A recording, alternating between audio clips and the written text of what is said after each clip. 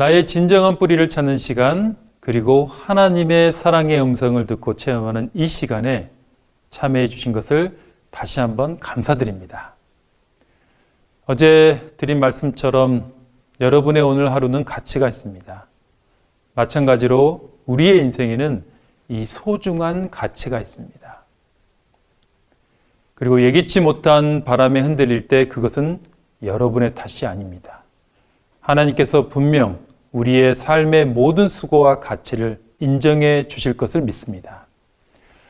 아쉽게도 벌써 4번째 시간으로 마지막 저녁 강의가 되겠습니다. 이번 기회에 시작된 시냇가에 심기운 뿌리 깊은 나무가 되기 위한 여정이 여기서 멈추지 않고 계속되기를 간절히 기도하겠습니다. 교육에서는 특별히 환경의 중요성을 많이 이야기합니다. 금묵자흙처럼 좋은 분위기와 사람 옆에 있어야 좋은 영향을 받을 수 있다는 것이죠. 그 중에 남귤북지라는 말이 있습니다. 이 남쪽에서는 그 나무가 귤을 맺었는데 똑같은 나무를 북쪽에 옮겨 심으니 탱자가 되어버렸다는 것입니다. 삶의 환경의 중요성을 말하는 사자성어입니다. 즉, 나무가 문제가 아니라 이 토양과 환경이 나무의 운명과 열매를 결정한다는 것입니다. 이와 같이 여러분, 어디서나 똑같은 나무처럼 뭘 하고 어떻게 살아가든 또 뭘 추구하고 믿고 살아가든 같을 거라고 생각하지 마시기 바랍니다. 지금같이 치열한 경쟁사회 또 이기적인 사회와 같은 황량하고 사막 같은 땅에서 생존하는 나무는 어떤 나무가 되겠습니까? 또 어떤 열매를 맺겠습니까? 정반대로 그 나무가 하나님의 시냇가에 심겨진다면 그때서야 그 나무는 진정 자신이 어떤 나무인지 또 어떤 멋진 열매를 맺을 수 있는지를 알게 될 것입니다. 오늘의 제목은 전체 주제와 같은 시냇가에 심은 나무처럼입니다. 먼저 저의 경험을 나누고자 합니다.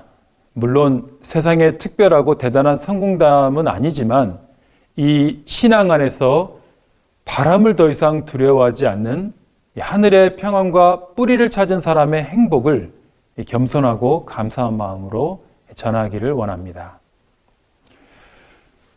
저는 종교가 없는 집안에서 조용한 소도시에서 태어나고 살았습니다. 그 시대 정말 어려운 환경의 분들과 비교하면 그렇게 고생했다고 할 수는 없지만 한 가지 저희 아버지의 매일 반복되는 술주정과 폭력으로 늘 가정은 긴장되고 불행했습니다. 저희도 이유 없이 많이 맞아서 걸핏하면 집에서 도망 나가야 했고 특히 가장 슬픈 것은 아버지가 어머니를 때리는 것을 쳐다보면서 정말 어린 시절에 분노와 슬픔을 삭히면서 지내야 했습니다. 그래서인지 제 마음에 돈이나 성공이나 이런 것들은 관심이 없고 오로지 이 싸움 없는 이 화목한 가정이 부럽고 그런 가정에서 살고 싶다라는 소원이 생겼습니다. 그러다 고등학교 1학년 때 우연히 이 밤에 이 동네 근처에 이 조그만 교회를 걸어서 지나가고 있는데 밤에 그때 뭘 하고 있었는지 불이 켜져 있고 몇 분이 교회 문 앞에 서 있었습니다. 저는 교회를 잘 모르고 교회하고 익숙하지 않아서 멀리 최대한 떨어져서 걷고 있는데 갑자기 그 문 앞에 서 있던 사람들 중에 한 누나가 뛰어와서 저에게 제 팔을 부드럽게 잡으면서 무슨 집회라는 곳에 참여해 보라고 권유해 주었고 그래서 저도 교회 안에 들어가게 되었습니다. 그때 들어갔던 교회에서 이제 이렇게 목사의 역할을 하면서 살게 되었습니다. 제가 그렇게 교회에 들어가고 성경을 배우면서 또 사람들과 함께 사귀면서 저는 그 교회와 신앙에서 제가 마음속에 바랬던 모든 것이 이루어졌습니다. 그 교회는 아담했고 교인들은 많지 않았지만 사람들이 따뜻했고 다정했습니다. 뭔가 제가 소망했던 화목한 가정들이 많았습니다. 제게 잘해주었고 교회에 있으면 이 마음이 너무 편했고 그들은 저를 존중해 주었습니다. 그래서 제 행복이라 그럴까요? 제 자존감이 많이 올라갔습니다. 그러다 보니 저는 점점 이 사람들처럼 되고 싶었고 믿고 싶었습니다. 그래서 제가 신학을 하게 되고 지금 목사가 되었습니다. 제가 이 신학을 하면서 무엇보다 감사한 것은 늘 저의 마음의 짐이었던 저의 아버지에 대한 원망이 제가 신앙이 깊어질수록 사라지고 또 아버지를 이해하게 되면서 결국 사이가 좋아진 것이었습니다. 저의 조그만 경험이지만 목요일 말씀처럼 저의 처형이 기쁨으로 바뀐 것입니다. 그리고 이 믿음 안에서 좋은 친구들 많이 만나고 또 아내와 제 가족들을 만나게 되었습니다. 시편 1편의 말씀처럼 하나님께서는 황량한 곳에서 척박하게 그저 생존하던 저를 전혀 다른 곳에서 시냇가에 뿌리를 내리고 또 복을 누리고 좋은 열매를 맺도록 하셨습니다. 1990년부터 지금까지 31년 동안 생각하면 할수록 너무나 의미 있고 감사한 일이 많았던 이 더할 나위 없는 시냇가에 심은 나무 같은 저의 인생임을 거듭거듭 더 느끼고 있습니다. 주제 성경절을 읽겠습니다. 복 있는 사람은 악인의 꾀를 좇지 아니하며 죄인의 길에 서지 아니하고 오만한 자의 자리에 앉지 아니하고 오직 하나님의 율법을 즐거워하여 그 율법을 주야로 묵상하는 자로다. 저는 시냇가에 심은 나무가 시절을 좇아 과실을 맺으며 그 잎사귀가 마르지 아니함 같으니 그 행사가 다 형통하리로다. 악인은 그렇지 않으며 오직 바람에 나는 겨와 같도다. 그러므로 악인이 심판을 견디지 못하며 죄인이 의인의 회중에 들지 못하리로다. 대저 의인의 길은 하나님께서 인정하시나 악인의 길은 망하리로다.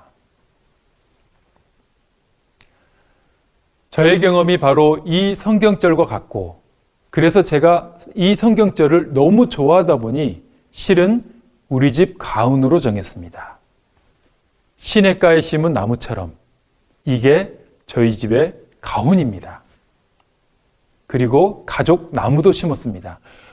원래 제 출신은 소박하고 평범해서 가훈 같은 것하고는 거리가 멀어서 그전에는 가훈이나 족보나 이런 생각이 전혀 없었는데 신앙을 하다 보니 저도 이제 하늘의 족보가 생기고 좋은 땅에 뿌리를 내렸다고 생각하니 가훈도 정하고 싶고 이 교가처럼 우리 가족 대표 노래도 정하고 또 가족나무도 심었습니다.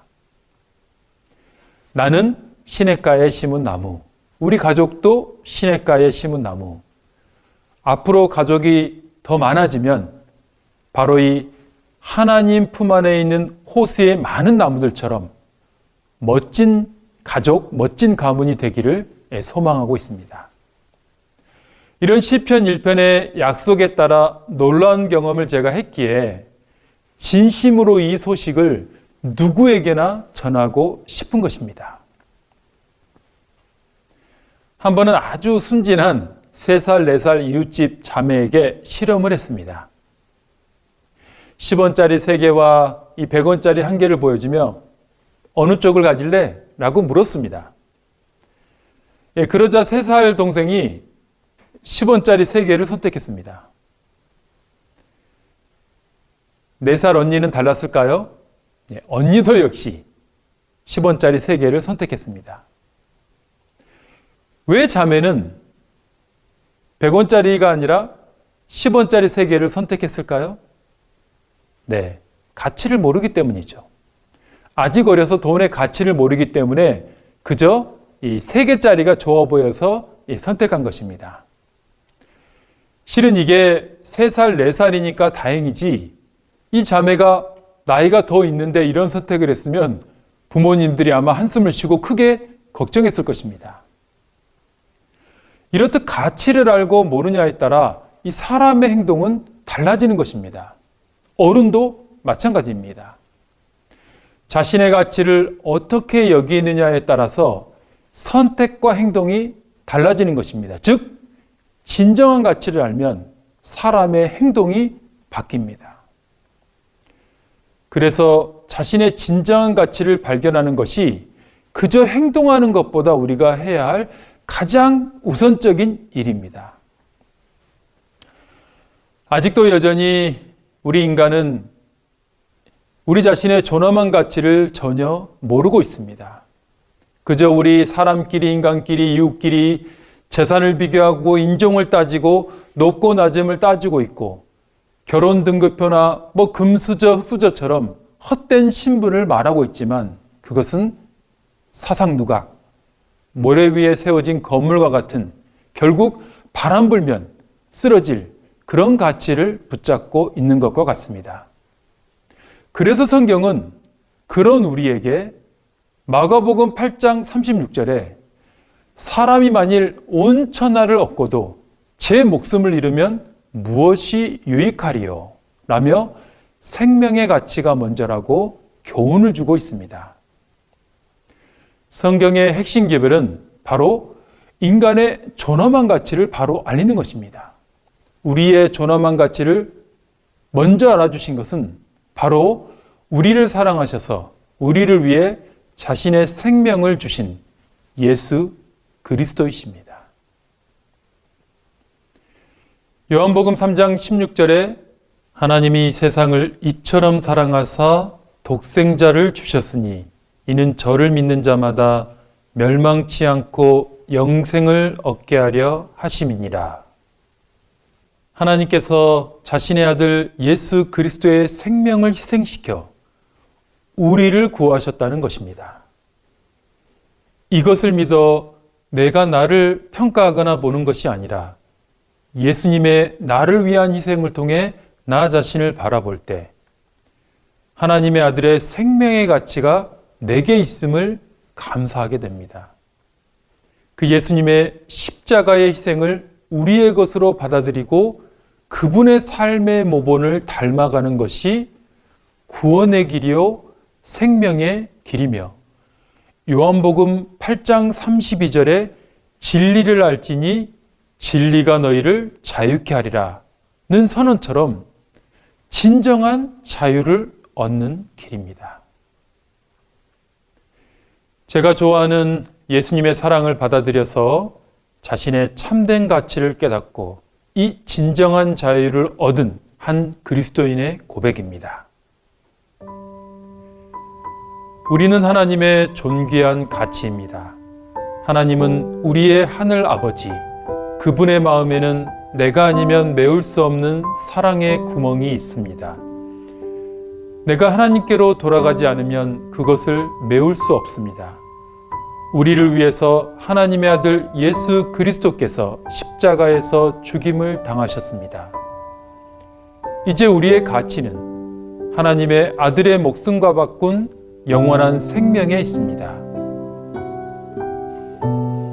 이 글의 아름다운 고백이 저와 여러분 모두의 고백이 되기를 간절히 바랍니다. 이제 말씀을 마치면서 마지막 희망을 전하려고 합니다. 성경은 마지막 책 요한계시록을 통해 놀라운 약속으로 마치고 있습니다. 또 내가 새 하늘과 새 땅을 보니 처음 하늘과 처음 땅이 없어졌고 바다도 다시 있지 않더라. 보좌에 앉으신 이가 가라사대 보라 내가 만물을 새롭게 하노라 하시고 또 내게 말씀하시되 이루었도다. 나는 알파와 오메가요 처음과 나중이라. 내가 생명수 샘물로 목마른 자에게 값없이 주리니 이기는 자는 이것들을 유업으로 얻으리라. 나는 저의 하나님이 되고 그는 내 아들이 되리라. 모든 눈물을 그 눈에서 씻기심에 다시 사망이 없고 애통하는 것이나 곡하는 것이나 아픈 것이 다시 있지 아니하리니 처음 것들이 다 지나갔음이라. 계시록 21장의 새 하늘과 새 땅의 약속입니다.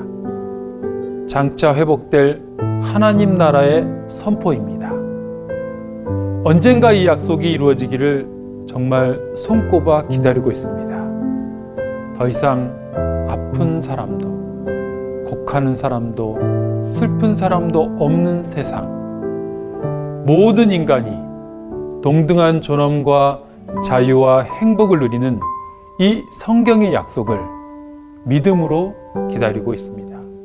부디 우리의 창조주 되시는 우리 하나님, 그분이 계신 시냇가로 오셔서 이제 그곳에 뿌리를 내리시고 아름다운 열매를 맺기를 바랍니다. 그리고 장차 다시 회복될 하나님의 나라를 소망하는 진정 복 있는 길로 나아가시길 간절히 초청드리며 말씀을 마칩니다. 함께 기도하겠습니다. 하늘에 계신 고마우신 아버지 하나님, 오늘 귀한 약속을 통하여 다시 한번 우리의 가치와 종기를 인정해 주시고 무엇보다 예수 그리스도의 희생을 통하여 우리 인간의 가치를 입증해 주셔서 감사드립니다. 부디 우리 마음을 열어 그 예수님의 희생의 십자가를 받아들일 수 있도록 도와주시고 다시 한번 하나님의 시냇가에 뿌리를 내린 복 있는 사람의 인생을 걸어갈 수 있도록 도와주시며 장차 올 하나님의 나라에 함께 들어갈 수 있도록 우리 모두와 함께 해주시옵기를 예수님의 이름으로 간절히 기도드립니다. 아멘.